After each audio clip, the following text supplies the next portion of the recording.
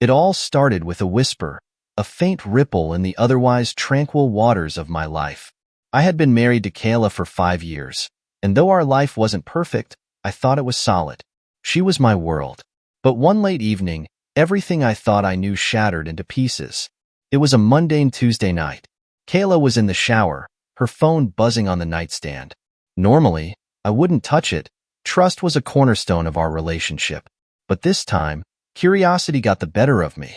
I glanced at the screen and saw a name that hit me like a punch to the gut. Victor. Victor was Kayla's high school boyfriend.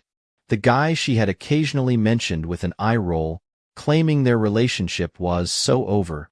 So why was he texting her now? The message was innocuous enough. Can't wait for this weekend? You sure he won't find out? My heart thundered in my chest as I stared at the words. What weekend? What was she hiding? My instincts screamed at me to confront her, but something darker stirred within me. I wanted proof. Solid, undeniable proof. When Kayla came out of the bathroom, I was already in bed, pretending to scroll through my phone. She kissed me goodnight, her damp hair brushing against my face, and I clenched my teeth to keep from blurting out my suspicions. The following day, I called in sick to work. Instead of heading to the office, I trailed Kayla. My worst fears were confirmed when I watched her meet Victor at a coffee shop. The way they embraced, the too familiar touch of their hands, it all pointed to one grim reality. She was having an affair. But the rabbit hole was deeper than I could have imagined. When I returned home that evening, I couldn't bear to look at her. Every smile, every laugh she shared with me felt like a slap in the face. I needed answers. That night, I dug through old family files in the attic, looking for distractions, but I found something else entirely. A stack of yellowed papers tucked inside a weathered shoebox. My hands trembled as I read the words on a birth certificate. Father, Victor Maxwell. Victor wasn't just my wife's lover. He was my biological father. The realization slammed into me like a freight train. Betrayal twisted into something far more sinister. My wife wasn't just cheating. She was cheating with the man who had walked out on my family decades ago. A man I had vowed never to forgive. In that moment, my rage crystallized into resolve. They had destroyed my trust, my marriage, and my sense of identity. But I wasn't going to sit back and let them win. Revenge wasn't just an option. It was inevitable. The night I discovered the twisted truth about Victor and Kayla, I didn't sleep a wink. As Kayla lay peacefully beside me, oblivious to my turmoil, I stared at the ceiling, my mind racing. The betrayal was a tangled knot of fury and disbelief. But one thing became clear. I couldn't confront them outright. Not yet. No, I needed to dismantle their little world piece by piece. I needed them to feel the weight of their actions. The next day, I went into work like nothing had happened, though my stomach churned with rage. I spent the morning researching Victor Maxwell. The man was elusive, with no public social media presence, but his name popped up in a few corporate circles. He was an investor, successful, charming, and apparently the type of man who could worm his way into anyone's life, including my wife's. The irony that he had already wormed his way into mine years ago was not lost on me. After work, I stopped by a buddy's place. Jake, a private investigator, owed me a favor from way back when. I spilled enough of the story to get his interest, leaving out the bit about Victor being my father, and handed him Kayla's phone records, which I had managed to clone that morning. Find out everything you can about Victor Maxwell, I told Jake. And Kayla, too. No stone unturned. Jake gave me a wary look. You sure you want to know everything? Sometimes it's better not to dig. Not this time, I said. I need all of it. Over the next few days, I played the part of the doting husband while Jake fed me updates. Kayla and Victor had been meeting for months, using cash to pay for their motel trysts. Their rendezvous were meticulously planned, always coinciding with times Kayla knew I'd be at work or away with friends. She was careful, but not careful enough. Jake also uncovered something else. Victor wasn't just a shady businessman. He had a string of failed ventures and angry investors in his wake. His life was not as pristine as he likely wanted Kayla to believe. A plan began to form in my mind, one that would bring their dirty little affair crashing down in spectacular fashion. The weekend they had been eagerly texting about finally arrived. I told Kayla I was going out of town for work. An easy lie, considering I traveled often. She kissed me goodbye that morning, her lips soft against mine, and I fought the urge to recoil. Instead, I smiled, wished her a good weekend, and left. But I didn't go far. I parked my car at a nearby diner and waited. Jake had rigged my laptop to stream a hidden camera I'd placed in the living room, a spot I knew they'd used before heading to their motel. Sure enough, less than an hour after I left, Victor's sleek black Mercedes pulled into my driveway. Watching them greet each other made my blood boil, but I forced myself to stay calm. Kayla, ever the hostess, poured them glasses of wine and draped herself over Victor like a lovesick teenager. I hit record. Every touch, every kiss, every damning word was captured. But that wasn't the only trap I had set. While they were basking in their forbidden romance, I was busy making calls. My first was to the company hosting a gala Victor had planned to attend the following week. Posing as a disgruntled employee, I tipped them off to Victor's less-than-savory financial dealings, promising to send evidence. Jake provided the files, documents that painted Victor as a fraudster with pending lawsuits and shady offshore accounts. My second call was to Kayla's boss. Pretending to be a journalist, I hinted at her inappropriate relationships outside of work. I knew her office was strict about professional conduct, and even the whiff of scandal could cost her. Finally, I uploaded the footage from my living room camera to a cloud account, ready to send it to the people who mattered most in both their lives. When evening came, I decided it was time for phase one of my revenge. I drove home, parking a few blocks away, and let myself in quietly. They were on the couch, too engrossed in each other to notice me until I cleared my throat. Kayla nearly dropped her wine glass. "Ethan, what are you doing here?" Victor froze, his face draining of color as he recognized me. For a moment, I thought he might bolt, but then his eyes narrowed. "You shouldn't have come home," he said, trying to sound confident. I smiled coldly. "Funny. I was just thinking the same about you." Kayla stammered, her voice frantic. "Ethan, this isn't what it looks like." "Save it," I snapped, cutting her off. I turned to Victor, my voice dropping to a dangerous calm. "Did she tell you, Victor? About me? About who I am?" His confused expression was delicious. "What are you talking about?" I let the silence stretch for a moment, savoring the moment before I dropped the bomb. "I'm your son." The color drained from Victor's face entirely, and for once, Kayla was speechless. The room crackled with tension, the weight of my words hanging heavy in the air. "You're lying," Victor muttered, but his voice lacked conviction. "Oh, I wish I were," I said. "But the birth certificate doesn't lie." Their shocked faces were a perfect prelude to the chaos I was about to unleash. The silence was deafening. Kayla looked at me, then at Victor, her expression flickering between confusion and fear. Victor stood frozen, his normally confident demeanor crumbling as my revelations settled in. "You're lying," he said again, though his voice lacked its earlier bite. He was trying to regain control of the situation, but his shifting stance betrayed him. I crossed my arms, staring him down. "I wish I were. But you see, my mother, your ex, apparently, kept all your old documents. I've got proof, Victor. Birth certificate, photos, everything." Kayla's voice broke through the tension, trembling. "Ethan, what are you talking about? This can't be true. He..." Her eyes darted to Victor, pleading for some kind of denial. Victor opened his mouth to speak, but I cut him off, stepping closer. "Oh, it's true. He's my biological father. He left my mom when I was 2, walked out like a coward, disappeared. I thought I'd never see him again. Imagine my surprise when I realized you, my loving wife, were having an affair with him."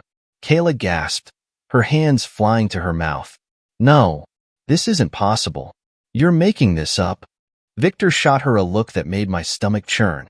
It was a mixture of guilt and panic. "Kayla, we need to talk." "Alone." "Talk?" I laughed bitterly. "There's no talking your way out of this. Did you know who I was, Victor? Or was this just another one of your sick games?" Victor glared at me, his initial shock hardening into defensiveness. "I didn't know," he said firmly. "I swear, I didn't know. This This is a misunderstanding. I barked out a laugh. A misunderstanding? Sure. Because screwing my wife is just one big mix-up, right? Kayla broke down, her voice cracking under the weight of everything. Ethan, please. I didn't know. I didn't know who he was. I swear. Save it. I snapped, turning to her. You didn't know? Fine. But you knew you were cheating on me. You knew you were sneaking around like a coward while I worked my ass off to build a life for us. You knew that, Kayla. Her tears were falling freely now, but they didn't move me. Not this time. She reached out to touch my arm, but I stepped back, shaking my head. Don't. Victor tried to insert himself into the conversation, but I wasn't done. I turned to him, letting every ounce of hatred I felt bubble to the surface. And you, I said coldly, the man who abandoned me, who didn't even care enough to stay in touch, and now you come back into my life like this? Unbelievable. He tried to say something, but I wasn't finished. You want to talk? Fine. Let's talk about what happens next. I pulled out my phone and hit a button. The living room TV lit up, displaying the footage I had recorded earlier. Kayla's eyes widened in horror as she watched herself on the screen, laughing, touching Victor, kissing him. Victor's jaw clenched as he realized I had evidence. I know everything, I said, my voice low and venomous. And if you think this stays between us, you're delusional. Victor took a step forward, his face red with anger. You don't want to do this, Ethan. Think carefully. Oh, I've thought about it, I replied, my voice ice cold. In fact, I've had a lot of time to think about how to destroy both of you. Kayla sobbed. Ethan, please, don't do this. We can fix this. I'll do anything. Anything? You mean like staying faithful? A little late for that, I said, shaking my head. But don't worry. I'm not just walking away from this. I've already taken steps to make sure you both get exactly what you deserve. Victor's eyes narrowed. What are you talking about? I smiled, a cold, calculated smile. Let's see. Your business contacts are getting an anonymous tip about your little financial scandals. Kayla's boss has been informed of her extracurricular activities. And this video? Let's just say it has a few destinations lined up. Kayla paled, her hands trembling. No, Ethan, please. You'll ruin me. Like you ruined our marriage? I shot back. Actions have consequences, Kayla. And Victor? You're about to learn that the hard way. Victor lunged forward, his hand outstretched, but I stepped aside, letting him stumble awkwardly. You don't get to control this narrative anymore, I said. You've both lied, cheated, and betrayed the people who trusted you. Now, it's your turn to deal with the fallout. As I walked out of the house, I heard Kayla collapse into sobs. Victor barked something at her, but I didn't bother listening. I had bigger plans to see through. In the days that followed, I released the evidence strategically. Victor's reputation in the business world crumbled under the weight of the allegations I brought to light. His investors pulled out, and his company faced investigation. Kayla, meanwhile, was called into her boss's office and terminated for violating company ethics. But the real victory came when they turned on each other. Kayla blamed Victor for ruining her life, while Victor accused her of being careless and sloppy. Their love affair turned into a nightmare, and I watched from a distance as their perfect little world fell apart. The aftermath of my revelations was more satisfying than I dared to hope. Watching Victor and Kayla implode was a spectacle I relished from a safe distance. Their once cozy affair turned into a battlefield, with each blaming the other for their ruined lives. But for me, this was just the beginning. I wasn't done yet. Kayla, now jobless and ostracized by her colleagues, tried calling me incessantly. I blocked her number. Emails flooded my inbox, each one a mix of apologies, pleas, and desperate justifications. I didn't mean to hurt you, Ethan. I was lost. We can fix this, can't we? Delete. It wasn't love, I swear. It was just a mistake. Delete. Victor, on the other hand, went silent. He had too much to lose to come after me directly, but Jake kept tabs on him for me. His business was in freefall, and his name had become synonymous with scandal. I heard through Jake that he was trying to scrape together whatever was left of his reputation, but it was a futile effort. His investors were gone, and his connections were severed. The man who had abandoned me was now being abandoned by everyone else. The irony wasn't lost on me. A week after the confrontation, I served Kayla with divorce papers. I made sure the courier handed them to her personally while she was grocery shopping. Jake captured a photo of her standing in the middle of the store aisle, staring at the papers in shock. That image? Priceless. The divorce was going to be messy. I knew that from the start. Kayla had nowhere to go, no job, and no allies left. She tried to guilt-trip me into letting her stay in the house. "This is my home too, Ethan," she cried when she showed up at the front door one evening. I didn't even let her inside. "Not anymore," I replied coldly. "You made your bed, Kayla. Now go lie in it." The locks had already been changed and the security system updated. She banged on the door for another 5 minutes before finally slinking off into the night. It was pathetic, really. In the quiet aftermath of those fiery weeks, I found myself thinking about my mother more often than I had in years. She had raised me on her own after Victor abandoned us, working long hours to give me a stable life. But she had never told me much about the man who disappeared, other than that he was a mistake she'd rather forget. Now, I understood why. I drove to her house one afternoon and showed her the evidence I had uncovered. The birth certificate, the photos, the damning footage of Victor with Kayla. Her reaction was stoic, but her hands trembled as she took the papers from me. "I knew he was selfish," she said quietly, "but this is something else." Her words hit me harder than I expected. For years, I had carried a grudge against her for not telling me more about Victor, for keeping me in the dark. But now, I realized she had been protecting me. She had spared me from the kind of pain I was now experiencing firsthand. "I'm sorry, Mom," I said, my voice cracking. "I didn't understand before." She smiled faintly, tears glistening in her eyes. "You're stronger than he'll ever be, Ethan. Don't let him take anything more from you." Victor finally reached out 2 weeks later, and not through Kayla this time. A handwritten letter appeared in my mailbox, an almost laughable attempt at reconciliation. The tone was half apology, half excuse, dripping with the kind of false humility I'd expect from a man like him. "Ethan, I never knew about you. If I had, things might have been different. I made mistakes, but I want to make amends. Please let me try." I read the letter twice before setting it aside. I wasn't sure what angered me more, his audacity to ask for forgiveness or the implication that everything could be fixed with a few words. That evening, I sat in my living room with a glass of whiskey, staring at the letter. Part of me wanted to confront him, to unleash every ounce of rage I had bottled up for decades. But another part of me, the part that had already moved on from the wreckage, didn't care anymore. Victor didn't deserve my energy, my time, or my forgiveness. Instead, I shredded the letter and tossed the pieces into the fireplace. Watching it burn was far more satisfying than any confrontation could have been. The divorce finalized within 3 months.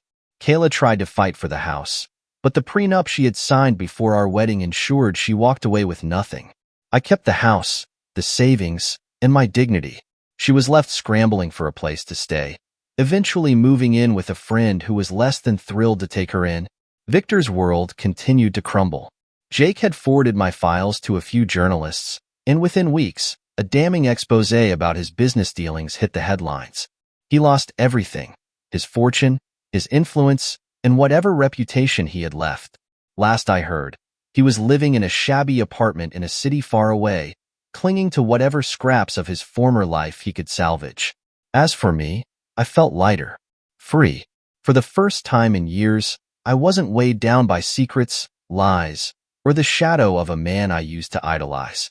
The wreckage they left behind wasn't my burden to carry anymore. I thought I had uncovered every dark secret, shattered every illusion. But just when I believed the storm had passed, life hurled one final, cruel twist my way. It started innocuously enough. About a month after the divorce was finalized, I received a call from Jake.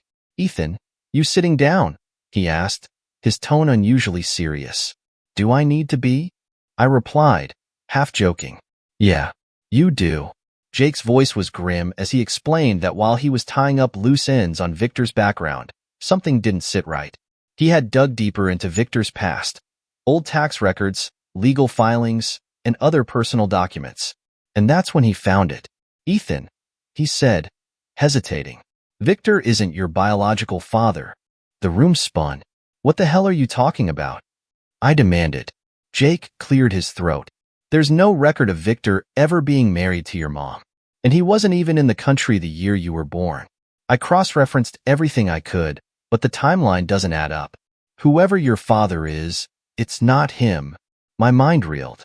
For months, I had lived with the belief that my wife's affair wasn't just a betrayal of our marriage, but an incestuous nightmare involving my own father.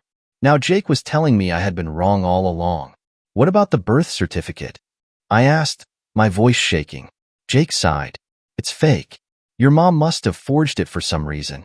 Maybe to cover for someone else, or maybe to protect you. I don't know. I hung up without saying another word and drove straight to my mom's house. When she opened the door and saw the look on my face, she didn't even try to deny it. Ethan, she said softly, you need to hear me out. We sat in her tiny kitchen, the same one where she'd raised me on her own, and she finally told me the truth. Victor had been her boyfriend for a brief, tumultuous period before she met someone else, a man named Robert, my actual father. She and Robert had been madly in love, but he was married. When she got pregnant with me, Robert promised to leave his wife, but he never did. Heartbroken and ashamed, she cut ties with him and, to avoid the stigma of being a single mother, put Victor's name on the birth certificate. It was easier, she explained, to pretend the man who had already abandoned her was my father than to admit I was the result of an affair. I stared at her, struggling to process the enormity of her confession. So, this entire time, you let me believe Victor was my father? You let me grow up hating a man who wasn't even tied to me? She nodded, tears streaming down her face. I didn't know how to tell you, Ethan. I thought I was protecting you. I got up from the table and left without another word. For days, I couldn't think straight. The man I had spent my life resenting wasn't my father. My ex-wife's affair was still a betrayal, but not the warped nightmare I thought it was. And now I had another man to hate, one I had never even met. I threw myself into work, trying to bury the confusion and anger. But the more I thought about it, the more a strange clarity began to settle over me. Victor wasn't my father. That much was true. But he was still a lying, cheating scumbag who had destroyed people's lives, including my own in more ways than one. And Kayla? Her betrayal was no less devastating just because it lacked the grotesque twist I had assumed. My revenge had been justified, even if the premise had been flawed. But one question lingered. Did Victor know the truth? Had he truly believed I was his son? Or was he as clueless as I had been? Against my better judgment, I sought him out. Jake helped me track Victor down to the shabby apartment where he was living. It was a far cry from the luxury he had once enjoyed. The man who answered the door barely resembled the suave businessman I had confronted months ago. His hair was disheveled, his eyes hollow. Ethan, he said, surprised. What are you doing here? I stepped inside without asking. I know you're not my father. Victor blinked, then gave a bitter laugh. Congratulations. Took you long enough. The anger I'd buried roared to the surface. You knew? Of course I knew, he said, slumping into a chair. Your mom told me when you were a baby. But what was I supposed to do? I wasn't going to play daddy to some other guy's kid. You let me think. I didn't let you think anything, Victor interrupted. You came to your own conclusions. That's not on me. I clenched my fists, but instead of punching him, I laughed, a bitter, hollow sound. You're unbelievable. He shrugged, lighting a cigarette. Life's a mess, kid. Deal with it. I walked out, leaving him to his pathetic existence. He wasn't worth my rage anymore. That night, I sat in my empty house and stared at the divorce decree. For the first time in months, I felt a strange sense of peace. The lies, the betrayal, the chaos, they had all torn my life apart, but they had also set me free. Victor was nothing. Kayla was nothing. And my real father? He was a ghost, a shadow from my mother's past. None of them had power over me anymore. As I poured myself a glass of whiskey, I realized I wasn't angry anymore. I was done carrying the weight of other people's sins. The only person I had to live for now was me. The days following my confrontation with Victor were eerily quiet. It felt like the world had been holding its breath, waiting for me to collapse under the weight of it all. But I didn't collapse. I wouldn't give them, or life, the satisfaction. Instead, I focused on rebuilding. My first step was to reclaim the house. While Kayla had been removed legally, her presence still lingered in every room. The smell of her perfume, the photos we'd once proudly displayed, and the memories attached to the furniture, it all felt suffocating. I decided to gut the place, not just to erase her, but to rebuild it in my own image, for the man I was becoming. I ripped down the gallery wall of framed photos and tossed every one of them into a roaring bonfire in the backyard. I replaced the warm tones of the living room with cool grays and blacks, trading our cozy couch for a sleek sectional. My bedroom became a sanctuary of dark woods and minimalist furniture. No frills, no reminders of what had been. It wasn't just a physical purge. It was emotional too. With every stroke of paint, every piece of furniture hauled to the curb, I was shedding the skin of my old life. One afternoon, while boxing up the last remnants of Kayla's belongings, my phone buzzed. I glanced at the screen and froze. It was Jessica, Victor's ex-wife. We had crossed paths during the chaos when Jake's investigations brought her name into the mix. She had been left in the wake of Victor's many betrayals. Much like me, though her story spanned years, not months. We hadn't spoken since the fallout, so her call was unexpected. "Jessica," I answered cautiously. "What's up?" "Ethan," she said, her voice steady but tinged with something unspoken. "I wanted to thank you." "For what?" "For tearing his world apart," she said bluntly. "You gave me the strength to do what I should have done years ago." I wasn't sure how to respond. "I didn't do it for you." "No," she said, laughing softly, "but it helped me anyway. I filed for divorce." "Finally." "That's good," I said, though the word felt inadequate. "And I was thinking," she continued, "maybe we could grab coffee sometime, share some war stories." I hesitated. It wasn't a bad idea. If anyone could understand the mess I'd been through, it was her. "Yeah," I said finally. "I'd like that." Meeting Jessica turned out to be one of the best decisions I made during that time. Over coffee at a quiet little cafe, we shared our stories. Hers was one of long-term betrayal, years of infidelity and financial manipulation at Victor's hands. Mine was a shorter, but no less catastrophic tale of lies and shattered trust. "You know," she said, swirling her coffee absently, "Victor always had a way of making you feel like you were the only person in the world who mattered. Until you weren't." I nodded. That's exactly how Kayla described him. Charismatic, larger than life. I guess we both fell for the same trick. We talked for hours that day, and for the first time in months, I didn't feel like I was drowning in my own bitterness. Jessica understood in a way no one else could. As the weeks went on, our conversations became more frequent. She wasn't just someone to commiserate with, she was a friend. A kindred spirit who knew what it was like to pick up the pieces of a life someone else had shattered. With Jessica's friendship as a stabilizing force, I began to focus on rediscovering who I was outside of the pain. I took up old hobbies I hadn't touched in years: woodworking, running, even sketching. The garage became my personal workshop, a place where I could lose myself in the rhythmic hum of tools and the scent of fresh-cut wood. I started going out more too. I joined a local hiking group and reconnected with a few college friends I'd lost touch with during my marriage. One of them, Ryan, even convinced me to sign up for a cooking class, something I never thought I'd enjoy. But standing in a kitchen with strangers, laughing over botched recipes and trying new flavors, I felt something I hadn't felt in a long time: peace.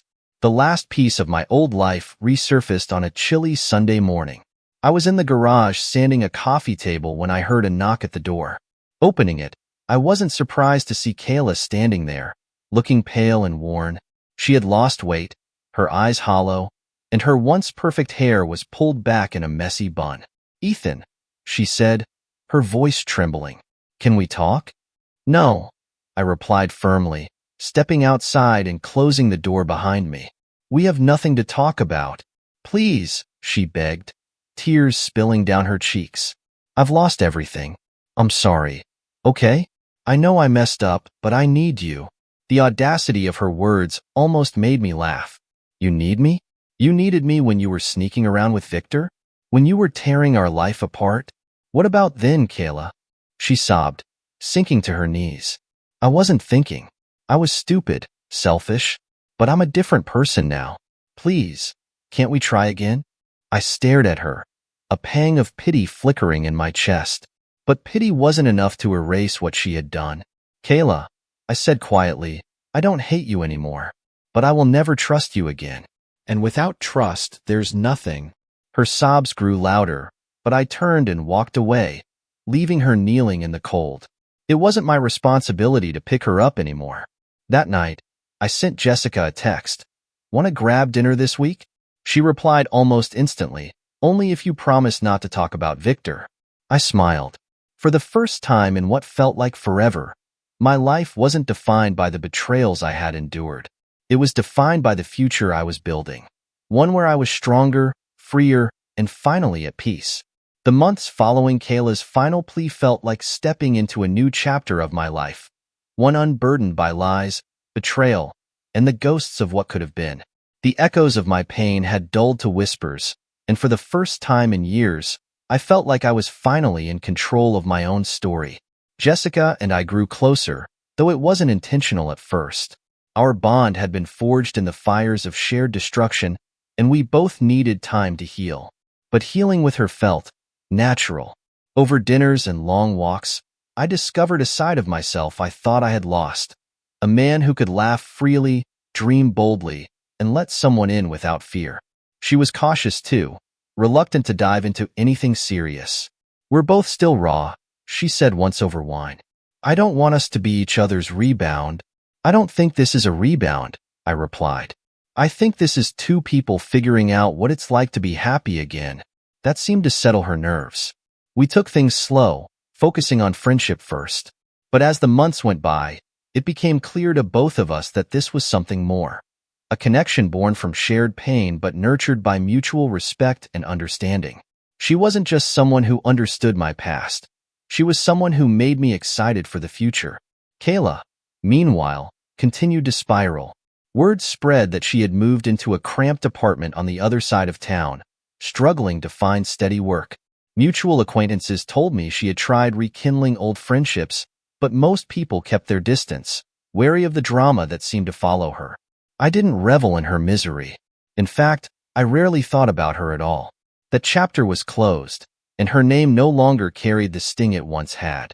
She was simply someone I used to know. Victor's downfall was even more spectacular. His financial empire was in ruins, his name synonymous with fraud and deceit.